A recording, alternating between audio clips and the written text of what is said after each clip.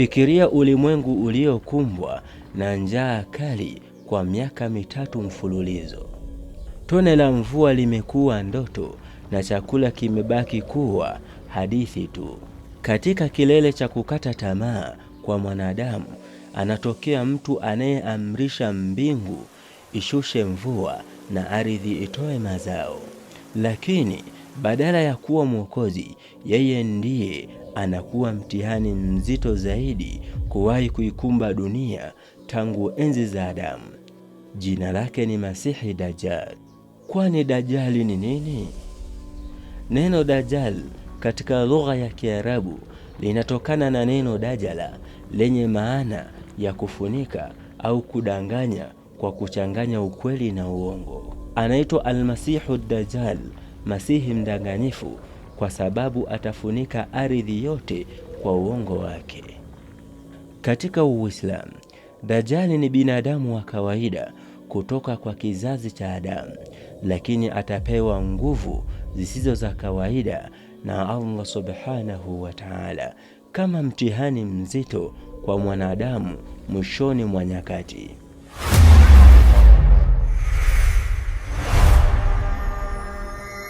Islamic Book Story.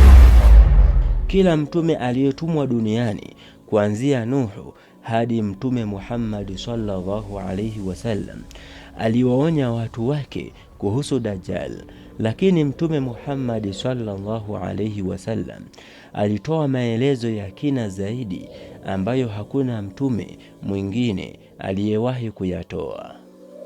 Mtume sallallahu alayhi wasallam alimuelezea Dajjali kwa kina ili umma wake uweze kumtambua bila shaka yoyote. Sifa zake kuu ni jicho moja. Dajjali atakuwa na jicho moja bovu. Mtume sallallahu alayhi wasallam alisema, Mola wenu si chongo, lakini Dajjali ni chongo wa jicho la kulia. Jicho lake linafanana na zabibu iliyochomoza. Kati ya macho yake mawili, paja lake la uso litakuwa limeandikwa herufi kafara, yaani kafiri. Kila muumini awe anajua kusoma au hajui kusoma, ataweza kuyasoma maandishi haya kwa nguvu ya imani yake. Wanafiki na makafiri hawataweza kuyaona. Atakuwa ni mtu mfupi, mnene sana, mwenye nywele nyingi sana zilizojikunja, na miguu yake itakuwa imetengana kwa mbali. Kabla ya Dajjali kutokea, dunia itapitia kipindi cha njaa kali na ukame wa kutisha. Mwaka wa kwanza, Allah ataamrisha mbingu izuie theluthi moja ya mvua yake na ardhi izuie theluthi moja ya mimea yake. Mwaka wa pili, mbingu itazuia theluthi 2 za mvua na ardhi itazuia theluthi 2 za mimea. Mwaka wa tatu, mbingu itazuia mvua yote na ardhi haitaotesha chochote. Watu wataishi kwa kutaja jina la Mwenyezi Mungu, yaani dhikri badala ya chakula.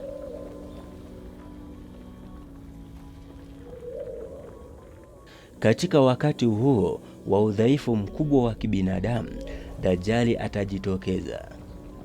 Atatokea upande wa mashariki katikati ya eneo linaloitwa Khurasan. Dajjali hatatokea kwa kujiita Mungu moja kwa moja. Atapita katika hatua. Kwanza atadai ni mtu mwema, kisha atadai utume, na mwishowe atadai kuwa yeye ndiye Mola mlezi. Ili kuwapoteza watu, atapewa mambo yatakayoonekana kama miujiza, lakini ni mtihani kutoka kwa Mwenyezi Mungu. Atakuja na vitu vinavyofanana na mto wa maji baridi na mto wa moto unaowaka. Mtume sallallahu alayhi wasallam alionya, mwenye kumkuta miongoni mwenu basi aende kwenye kile kinachoonekana kama moto, afumbe macho yake, ainamishe kichwa chake na anywe, kwa hakika hayo ni maji baridi. Penginepo alieleza, Dajjali atakuwa na mfano wa pepo na moto. Pepo yake ni moto na moto wake ni pepo. Atapita katika vijiji akiwalingania watu wamwamini.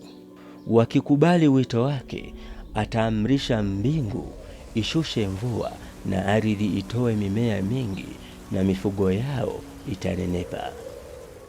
Kijiji kitakachomkataa kitaachwa katika ukame, njaa na umaskini mkubwa.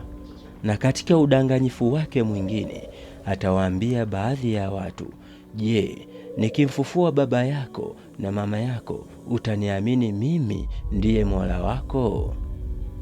Mtu yule atakubali, kisha mashetani yatachukua sura za wazazi wake na watamwambia mtoto wao, ewe mwanangu, mfuate, yeye ndiye Mola wako. Watu wengi watapotea hapa. Pia atasafiri duniani kwa kasi sana, kama mawingu yanayosukumwa na upepo. Atafika kila sehemu ya dunia ndani ya siku 40 tu. Siku ya kwanza itakuwa kama mwaka, siku ya pili kama mwezi, siku ya tatu kama wiki, na siku zilizosalia kama siku za kawaida. Pamoja na uwezo wake wote wa kuzunguka dunia, kuna miji miwili tu ambayo Dajjali amezuiwa kuingia, ni Makka na Madina. Kila atakapojaribu kuingia katika miji hii, atakutana na malaika waliosimama safu kwa safu, wakiwa wameshika panga zilizochomolewa tayari kuzuia kuingia kwake. Akiwa nje ya Madina, atapiga kambi kwenye eneo la ardhi yenye chumvi chumvi, kisha mji wa Madina utatetemeka mara 3. Kila mnafiki mwanaume na mwanamke atatoka nje ya Madina kwenda kuungana naye, na Madina itasafishika kutokana na waovu kama vile moto unavyosafisha uchafu wa chuma. Dajjali akiwa nje ya Madina, kijana mmoja muumini inasemekana atakuwa ndiye mtu bora zaidi wa wakati huo, atatoka kwenda kukabiliana na Dajjal. Walinzi wa Dajjal watamkamata na kumpeleka kwa bosi wao. Kijana huyo akimwona Dajjali atasema, enyi watu, huyu ndiye Dajjali ambaye mtume wa Mwenyezi Mungu alitutahadharisha naye. Dajjali ataamrisha kijana huyo apigwe na ateswe, kisha amuulize, je, huniamini? Kijana atasema, wewe ni Masihi muongo. Dajjali ataamrisha kijana huyo apasuliwe vipande viwili kwa msumeno kutoka kichwani kwake hadi katikati ya miguu yake. Dajjali atatembea katikati ya vile vipande viwili na kukiambia kiwiliwili kile, simama. Kijana atafufuka kwa idhini ya Mwenyezi Mungu. Dajjali atamuuliza tena, je, sasa unaniamini? Kijana atatabasamu na kujibu, wallahi, sasa nimezidi kupata yakini zaidi kuwa wewe ni Dajjal kuliko mwanzo. Dajjali atajaribu kumuua tena, lakini Allah ataigeuza shingo ya kijana huyo kuwa shaba na Dajjali hataweza tena kumdhuru. Kisha atamtupa katika ule moto wake ambao kiuhalisia ni pepo. Mtume sallallahu alayhi wasallam alisema, huyo atakuwa ndiye shahidi mkubwa zaidi mbele ya Mwenyezi Mungu. Wakati Dajjali anaendelea kuleta maafa, waumini wachache waliobaki watazingirwa katika mji wa Damascus, Syria. Wakiwa wanajiandaa kuswali swala ya alfajiri, Nabii Isa bin Maryam atateremka kutoka mbinguni. Atashuka kwenye mnara mweupe mashariki mwa Damaski. Nabii Isa ataingia msikitini. Baada ya swala, milango ya msikiti itafunguliwa na Dajjal atakuwepo hapo akiwa na jeshi lake la maelfu ya wafuasi, hasa Wayahudi wa Isfahani. Mara tu Dajjali atakapomwona Nabii Isa, ataanza kuyeyuka kama vile chumvi inavyoyeyuka kwenye maji. Dajjali atageuka na kuanza kukimbia. Nabii Isa atamfuatilia hadi katika lango la mji wa Ludi, kwa sasa ni eneo lililopo nchini Palestina. Hapo Nabii Isa atamkuta na kumpiga kwa mkuki na kumuua, akihitimisha rasmi fitna kubwa zaidi kuwahi kutokea duniani.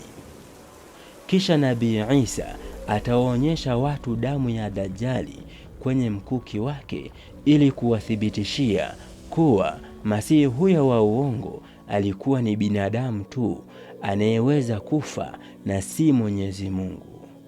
Baada ya hapo, amani na haki itatawala duniani kote. Mtume sallallahu alayhi wasallam hakutuacha bila silaha za kujilinda dhidi ya mtihani huu mkubwa. Ametufundisha mambo kadhaa muhimu. Kuhifadhi Suratul Kahfi. Mtume alisema, yeyote atakayehifadhi aya 10 za mwanzo na katika riwaya nyingine aya 10 za mwisho za Suratul Kahfi, Allah atamlinda na Dajjal.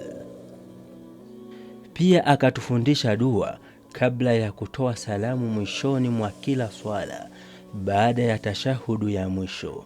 Mtume sallallahu alayhi wasallam alitufundisha kuomba ulinzi dhidi ya mambo manne. Allahumma inni a'udhu bika min adhabi jahannam wa min adhabi al-qabr wa min fitnati al-mahya wal-mamati wa min fitnati al-masihi dajjal. Ewe Mola wangu mlezi, najikinga kwako kutokana na adhabu ya jahannam na adhabu ya kaburi na fitna ya uhai na kifo na shari ya fitna ya Masihi Dajjal. Ikiwa utakuwa hai wakati Dajjali atakapotokea, Mtume alituonya usijaribu kwenda kumwangalia kwa kujiamini kuwa wewe ni muumini, hautaathirika. Alisema, mkimbieni na nendeni milimani, maana ushawishi wake ni mkubwa sana.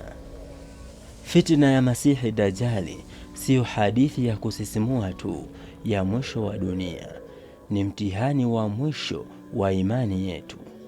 Moyo uliothibitika na nuru ya Mwenyezi Mungu pekee ndio utakaoweza kuona herufi za neno kafiri kwenye paji la uso wake.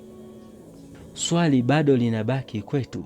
Je, imani zetu zina nguvu za kutuvusha katika dhuruba hiyo?